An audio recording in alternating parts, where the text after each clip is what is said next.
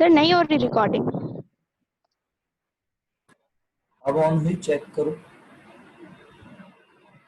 Yes sir. यार आप लोग इतनी देर में बताते हो यार मेरे बच्चों, इतने लेट लतीफ़ हो यार, बता तो दिया करो। मैंने आपको बोला भी लेक्चर के दरमियान कि भाई रिकॉर्डिंग ऑन कर लेता हूँ, कुछ इंपॉर्टेंट बातें हो रही हैं। आप लोगों ने बताया ही नहीं यार मुझे। अब मैं इस भरे बुढ़ापे में क्या क्या याद रखूं? थोड़ा सा तो सहारा बनो यार मेरा। मैं तन्हा ही जंग लड़ रहा हूँ ऑनलाइन, तुम लोग तो मेरा साथ ही नहीं देते। आधी ट्रेन गुजर गई, तुम बता रहे हो कि पहले डब्बे में सवार होना था। अब कहाँ से जाऊं पहले डब्बे में भाई, आधी ट्रेन तो गुजर गई है। चलो अल्लाह मालिक है, रिकॉर्डिंग ऑन कर दी है।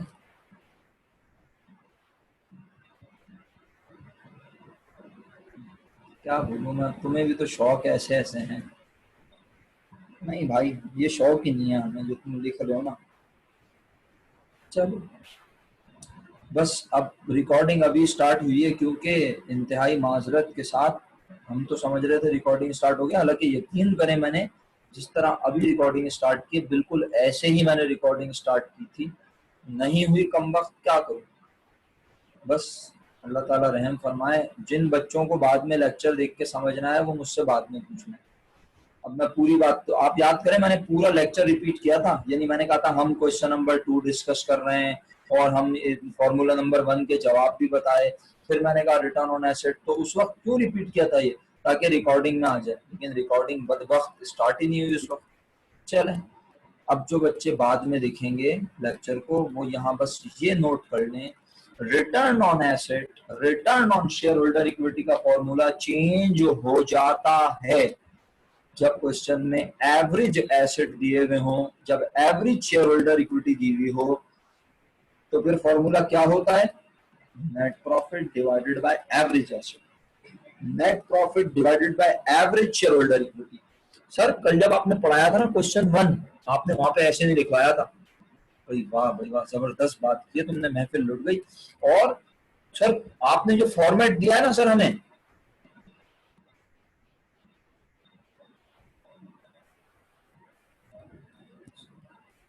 सर उसमें भी आपने शेयर होल्डर इक्विटी लिख के दिया।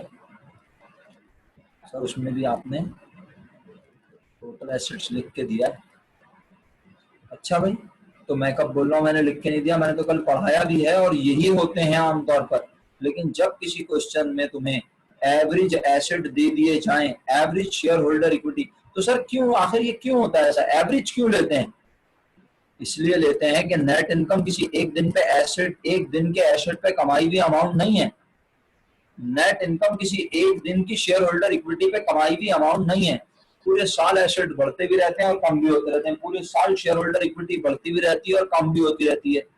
तो अब किस दिन की शेयर होल्डर इक्विटी पे ये पैसा कमाया है, इसे सिर्फ साल के आखिरी दिन के एसेट से रिलेट कर देना मुनासिब नहीं है। जब आपको एवरेज पता ही ना हो तो फिर जाहिर सी बात है आप टोटल एसेट ईयर एंड वाले ही लेंगे जो क्वेश्चन में गिवन होते हैं। बट जब क्वेश्चन में आपको average asset, average shareholder equity दी हुई हो, तो आप पर वाजिब है कि आप एवरेज अमाउंट, बस अब वक्त जाया नहीं करूंगा आपका, बहुत बात कर ली। मुझे काइंडली अगर आप करेक्शन कर चुके हैं तो बताएं। नेट इनकम गौरमे कोला की 1724, इसे जिसने डिवाइड किया था 8283 से वो उसे करेक्ट करे और इसे डिवाइड करे 7867 से डिवाइड करे। और इसी तरह यहाँ 1783 को 13131 से डिवाइड करे। और मुझे मरियम परवेज ने मुझे जवाब भेज दिए हैं, मैं शुक्रगुजार हूँ। बाकी लोग भी भेज देंगे तो कंफर्म हो जाएगा। रिटर्न ऑन एसेट गौरमे कोला का है 21.91 और पेप्सी कोला का है 6.86। 21.91 और दूसरा है 6.86। Thank you. अब तीसरा फॉर्मूला क्या है? रिटर्न ऑन इक्विटी, यानी net income divided by average shareholder equity, share holder equity तो ये नहीं, लेकिन एवरेज चाहिए, ये है हमारे काम में। सब लोगों ने क्या लिखा, 1724 डिवाइडेड बाय 3415, और इसी तरह 901 डिवाइडेड बाय 3526। जवाब शेयर करता चलूं आपके साथ नहायत शुक्रिया के साथ। मरियम और कोमल ने मुझे जवाब भेजे। गौरमे का जवाब है 50.48 या 50.54, कंफर्म करोगे तुम? 50.48 या 50.54, ये गौरमे कोला का जवाब है। पॉइंट का फर्क आ रहा है ना, एक कह रहा है 50.48, एक कह रहा है 50.54, और पेप्सी कोला का जवाब है 25.56, 25.56। 50.48 is correct answer of gourmet cola, and Pepsi cola का करेक्ट आंसर है 25.55। मेरा ख्याल है वक्त कम है, आगे बढ़ जाते हैं, अगले फॉर्मूले पे चलते हैं, इस तरह तो बहुत टाइम लग जाएगा। वर्किंग कैपिटल का आंसर लिख के भेज दीजिएगा प्लीज। अब कुछ नया नहीं है, जहां नया आएगा मैं आपके कहे बगैर बता दूंगा। हसान आप लिख के भेजेंगे मेरा बेटा, हसान वर्किंग कैपिटल दोनों कंपनीज का लिख के भेज दो, बाकी भी भेजें। आपके मैसेज शेयर नहीं होते एक दूसरे से, वो सिर्फ मुझ तक आते हैं।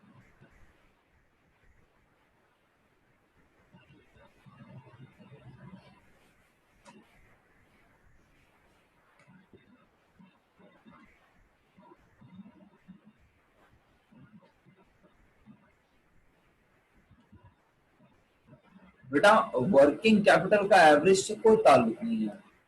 वर्किंग कैपिटल के लिए करंट एसेट और करंट लायबिलिटीज चाहिए होते हैं, वो साल के आखिरी दिन ही निकलता है। वर्किंग कैपिटल के लिए करंट एसेट करंट लायबिलिटी चाहिए होते हैं, वो साल के आखिर में ही निकलता है।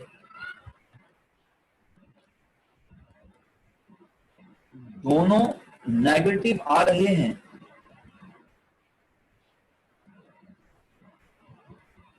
नेगेटिव आ रहे हैं दोनों आज। दोनों कंपनी वर्किंग कैपिटल के लिहाज से बहुत बुरी चल रही हैं, लेकिन बहुत बुरी कौन चल रही है?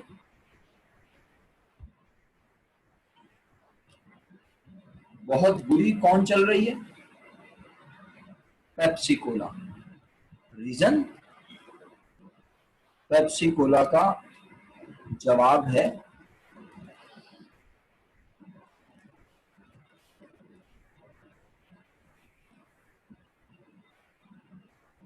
एक का जवाब है माइनस का 54, एक का जवाब है माइनस का 141। दोनों ही के वर्किंग कैपिटल नेगेटिव हैं। जी बेटा।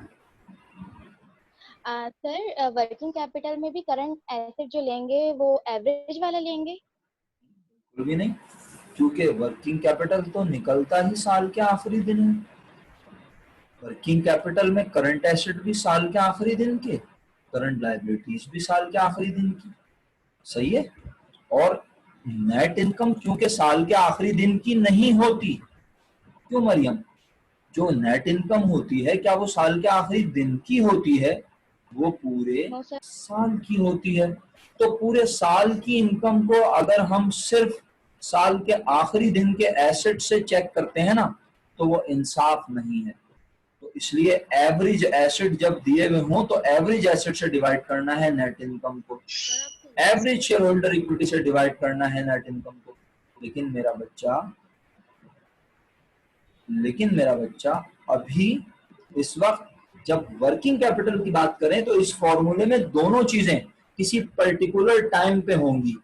वर्किंग कैपिटल या तो साल के आखिरी दिन निकाल रहे होंगे, या साल के शुरू में, या साल के दरमियान में। जिस दिन भी निकाल रहे होंगे उसी दिन के करंट एसेट पता होने चाहिए, उसी दिन की करंट लायबिलिटी पता होनी चाहिए, और उसकी मदद से निकाल लेंगे हम वर्किंग कैपिटल। क्या आप सबके जवाब दुरुस्त हैं? माइनस का 54, माइनस का 141, सबके यही है? हाँ Mariam? Yes sir. Okay, next. Account receivable turn over के फॉर्मूले पे आ चुका हूं मैं।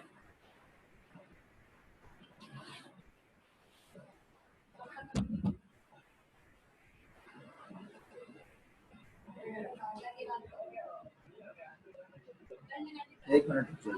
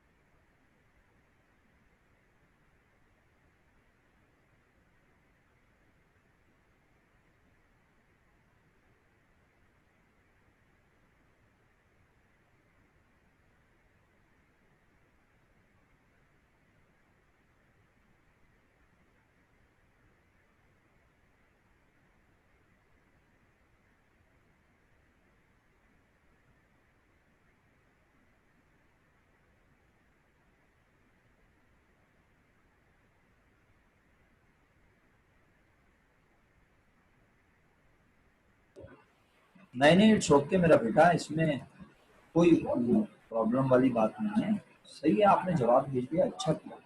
अकाउंट रिसीवेबल टर्न ओवर के जवाब मुझे मौसूल भी हो गए।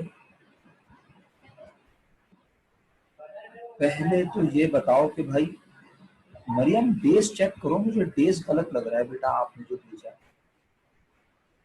पहले टाइम्स के जवाब दे दो दोनों के मुझे यार। 11.18 और 11.2, हाँ राउंड होके हो गया। 11.18 बोलो या 13.73, सही है, ये तो हो गया टाइम्स का आंसर। और डेज में जवाब आया 32 और 26 डेज। अब अगर आपके जवाब मैच ना हो रहे हो तो बराए मेहरबानी जल्दी से बोल दीजिएगा। मैं मेरे पास कुछ भी नहीं है यहाँ मौजूद, मैं टोटली आपके जवाब सुन के आप ही को बता रहा हूँ। 32 डेज गौरमे कोला के आए, 26 डेज पेप्सी कोला के आए हैं। और इसमें कोई क्या, इसमें तो एवरेज आया होगा ना। अब ऊपर जाके देख भी लेते हैं। एवरेज अकाउंट रिसीवेबल गिवन है और एवरेज इन्वेंट्री भी गिवन है, ठीक है। अच्छा, मरियम कहती है 26 डेज नहीं है। अच्छा चलो, अकाउंट रिसीवेबल टर्नओवर की बात हो रही है ना मरियम, चेक कर लेते हैं। अकाउंट रिसीवेबल टर्नओवर में सबसे पहले कोमल बोलती है 26 है, मरियम कहती है 26 नहीं है। आप लोग लड़े नहीं, मैं इंशाल्लाह मुनासिब कर लूंगा बिल्कुल। अकाउंट रिसीवेबल के लिए चाहिए होती है नेट क्रेडिट सेल। मरियम 8968 आया न्यूमरेटर में, न्यूमरेटर में आया 8968। तुमने इसे डिवाइड कर दिया 802 से। क्या 26 डेज तो मेरा ख्याल है उसका है, पेप्सी का है ना। अच्छा, इसका 32 डेज है। अच्छा, अब जो जवाब आया वो टाइम्स में है, और क्या है वो टाइम्स, कोमल लिख के भेजना। इसके टाइम्स कितना बन रहा है गौरमे का? मरियम मुझे काइंडली कंफर्म करो। 11.18 बन रहा है, सही है भाई? Yes sir. तो मरियम अब तुमने 360 को 11.18 से डिवाइड किया, 32 डेज आ गए मेरा बेटा तुम्हारे। Yes sir. अब आ जाओ दूसरे वाले पे। तुमने 15,242 को 1110 से डिवाइड किया, 1110 से डिवाइड किया, टाइम्स बताओ मुसलमानों क्या है बच्चों, प्यारे बच्चों? 13.73। क्यों मरियम परवेज, यही है 360 डिवाइडेड बाय 13.73 किया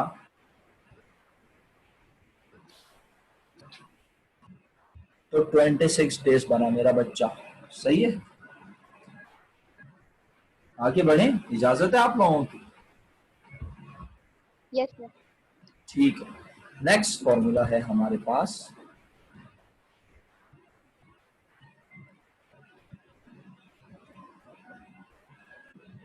अच्छा, इन्वेंट्री टर्नओवर पे, क्योंकि जवाब मौसूल हो गया है, बाकी सबके जवाब अगर यही हो तो ठीक, वरना फिर बहस करेंगे। 4.96 टाइम्स और 15.12 टाइम्स या 11 टाइम्स मुनासिब कर लो, और 72 या 73 डेज और 23 या 24 डेज। एक आध दिन आगे पीछे करने से कोई फर्क नहीं पड़ेगा। 73, 24, 72, 70, 24 मुनासिब है। अगर आप सबके जवाब ये हैं तो मैं अगले फॉर्मूले पे बगैर कहे आपसे पूछे जा रहा हूँ।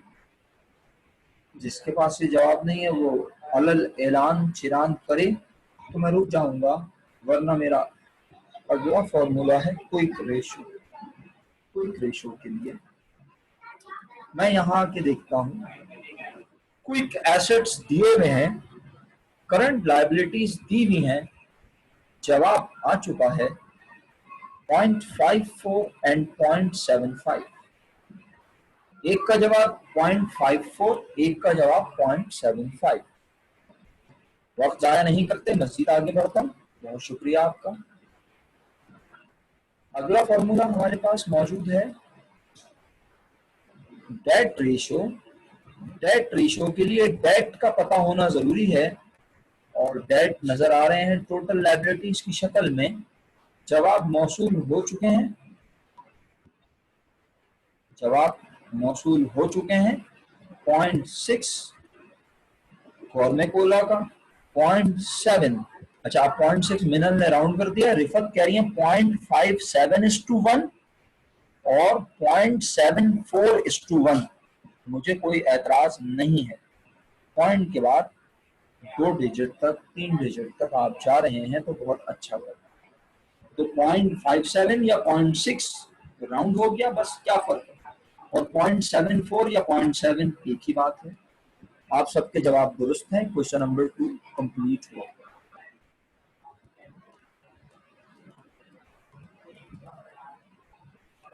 क्वेश्चन नंबर 3 में आपको 2 से रिलेटेड कोई क्वेरी हो तो बता दीजिएगा। मैं आगे बढ़ चुका हूं क्योंकि ऑलरेडी मैं बहुत स्लो चल रहा हूं। क्वेश्चन नंबर 3 में पहला फॉर्मूला अटेम्प्ट किया, gross profit margin. Gross profit question में गिवन नहीं था या था?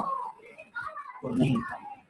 जब ग्रॉस प्रॉफिट ना हो तो निकालना कोई बड़ी बात नहीं है, क्योंकि कॉस्ट ऑफ गुड्स सोल्ड तुम ऑलरेडी कैलकुलेट कर चुके हो इस सवाल में।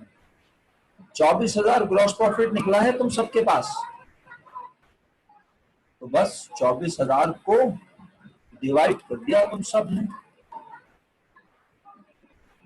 नेट सेल कितनी निकली है? 10 लाख में से 40 माइनस किया, 9,60,000। 24,000 डिवाइडेड बाय 9,60,000 नेट सेल्स।